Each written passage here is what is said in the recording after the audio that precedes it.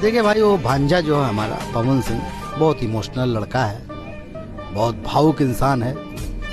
तो गाइस, जैसे कि आप लोग देख लिए वीडियो में कि पवन सिंह के लिए क्या बोल दिए हैं बतासा। जैसे कि पवन सिंह उनको मामा मानते हैं, वो भी अपना भांजा ही मानते हैं उनको। पवन सिंह को बहुत ही ज़्यादा लाड और प्यार भी करते हैं बतासा। यहीं पे जब ये बात पवन सिंह को मालूम हुआ तो पवन सिंह बतासा को बहुत बहुत ही ज़्यादा धन्यवाद बोले कि आप ही हो जो समझ पाते हो, बट दुनिया है नहीं समझ पाती है। और पवन सिंह के विशेष में बहुत कुछ बतासा ने बोला है, बहुत कुछ खुलासा किया है पवन सिंह के बारे में। जैसे कि वो बहुत ही भावुक हैं, बहुत ही अच्छे इंसान है, दिल के बहुत ही नाजुक इंसान है। जैसे दिखते हैं वो ऐसे है नहीं, ये तो बात सभी को पता है। जैसे पवन सिंह दिखते हैं वैसे है नहीं रियलिटी में। पवन सिंह अंदर से बहुत ही भावुक है। अगर आप लोगों को नहीं पता तो सोशल मीडिया बहुत सारी ऐसी वीडियो देखने को मिलेगी, आप लोग वहाँ पर जाके देख सकते हैं।